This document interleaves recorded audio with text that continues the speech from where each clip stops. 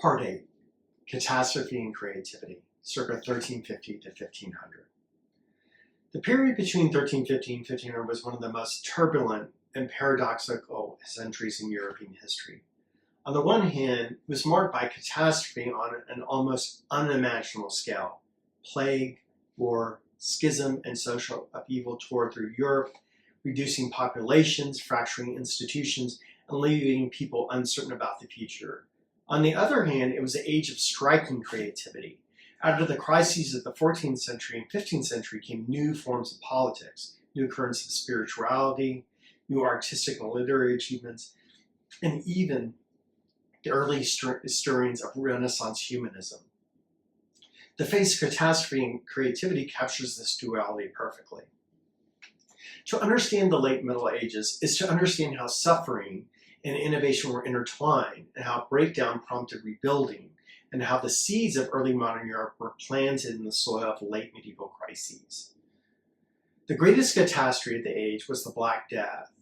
Beginning in 1347, a pandemic of bubonic plague swept across Europe, carried by fleas on rats that traveled along trade routes from Asia.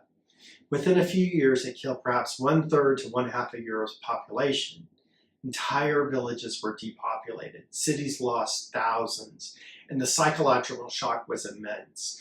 Chroniclers describe bodies piled in pits, priests unable to minister to the dying, and communities convinced that the end of the world was at hand. The plague did not disappear after the first wave, but recurred periodically for centuries, ensuring that recovery was slow and fragile. The demographic consequences were profound. With fewer people, labor became scarce, and peasants were in a stronger position to demand higher wages and lighter burdens. Lords, in turn, resisted attempting to freeze wages, attempting to freeze wages and obligations. The result was conflict. In 1381, English peasants rose in revolt, demanding into serfdom, fairer rents, and justice from corrupt officials. Similarly, uprisings shook France and the Low Countries, with urban workers joining peasants and pressing for change. These revolts were often brutally suppressed, but they signaled the erosion of the rigid structures of earlier centuries. Serfdom declined, wage labor spread, and a new balance of power between peasants, lords, and towns slowly emerged. The Black Death was a catastrophe, but it also unleashed new social dynamics. War was another constant disaster. The 100 Years' War between England and France, lasting from 1337 to 1453, devastated large parts of both kingdoms. It began as a dispute over feudal obligations and the English claim to the French crown, but it escalated into a prolonged struggle that transformed both countries. The war introduced new military techniques, including the English longbow, which decimated French knights at Crécy in 1346 and in Agincourt in 1415. The war also witnessed the rise of gunpowder weapons, signaling the end of traditional chivalric warfare. At the same time, the war spurred political development. In England, kings summoned Parliament frequently to raise taxes, embedding parliamentary institutions more deeply into governance. In France, the monarchy eventually emerged stronger, rallying under Charles VII and inspired by extraordinary figures like Joan of Arc, whose visions galvanized French resistance. Though destructive, the 100 Years' War reconfigured political identities and strengthened institutions of monarchy and representation. The church, too, was racked by catastrophe. The papacy had already been weakened by its move to Avignon in 1309, where it remained for nearly 70 years, heavily influenced by French politics. Critics called it the Babylonian captivity of the papacy.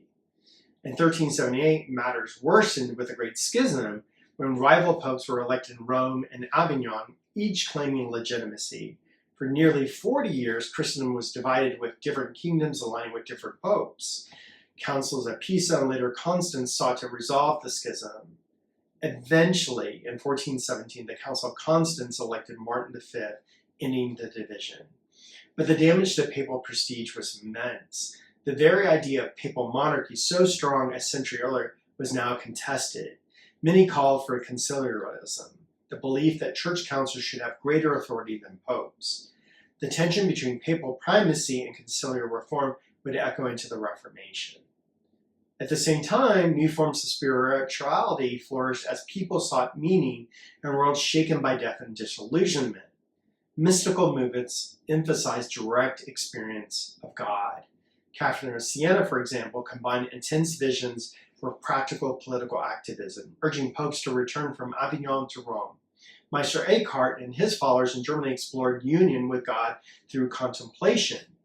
Lay religious movements like the Devotio Moderna, centered in the Low Countries, promoted personal piety, simplicity, and imitation of Christ.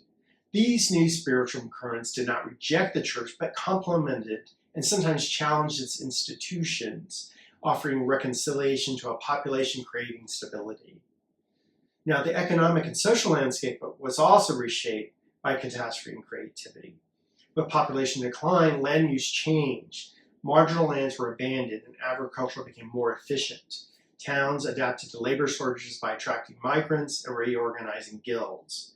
Commerce shifted, with Italian city-states like Florence, Venice, and Genoa now dominating Mediterranean trade, while the Hanseatic League of Northern Towns controlled Baltic and Northern sea routes. Banking families like the Medici rose to prominence, financing trade and politics alike. Economic creativity flourished even as famine, plague, and war continued to disrupt lives. Culturally, the late Middle Ages were an age of extraordinary achievement. Gothic architecture reached its full maturity in the 14th century, with cathedrals like Cologne and Milan rising ever higher, their stained glass and sculpture dazzling worshippers. At the same time, new artistic sensibilities emerged. Giotto in Italy pioneered more naturalistic painting, emphasizing human emotion and three-dimensional space. In the 15th century, the Flemish masters like Jan van Eyck developed oil painting to new levels of detail and realism. Art became more devotional and more worldly, reflecting the contradictions of the age. Literature, too, flourished. Dante had died in 1321, but his Divine Comedy continued to shape European imagination, blending classical, Christian, and vernacular traditions. Geoffrey Chaucer, writing English in the late 14th century, produced the Canterbury Tales, a lively portrait of English society told in the voice of pilgrims. Christine de Pizan, one of the first professional women writers, defended women's dignity in the book of the City of Ladies. Vernacular literature became a vehicle for both critique and creativity, making culture more accessible beyond Latin-educated elites. Now, in politics, catastrophe and creativity intertwined in state building. The French monarchy, battered by warfare, eventually emerged stronger with permanent taxation and a standing army. The English crown, weakened by defeats in France, nevertheless saw Parliament solidify as a key institution. In Spain, the crowns of Castile and Aragon expanded and consolidated, laying the foundations for the eventual union of Ferdinand and Isabella. And in Central and Eastern Europe, Poland, Hungary, and Bohemia grew in power, while the Ottoman Turks advanced steadily into Byzantine territory, culminating in the fall of Constantinople in 1453. That event symbolized the end of the medieval Roman Empire and the beginning of a new era of Ottoman dominance in the Eastern Mediterranean. These centuries also saw the first stirrings of Renaissance humanism, especially in Italy. Petrarch, often called the father of humanism, emphasized the study of classical texts for moral and civic renewal. He and his successors developed a new method of philology and historical criticism, looking to antiquity for models. While still deeply Christian, this intellectual movement shifted emphasis from purely scholastic disputation to the cultivation of eloquence, virtue, and civic engagement. The creativity of the late Middle Ages thus prepared the way for the Renaissance, showing how catastrophe could open doors to innovation. By 1500, Europe had been transformed by crisis and response.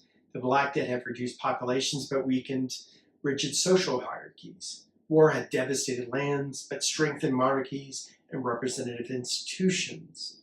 The papacy had been humbled, but councils and reform movements had broadened the possibilities of church governance. Economic shocks had disrupted trade, but stimulated banking, commerce, and new centers of wealth.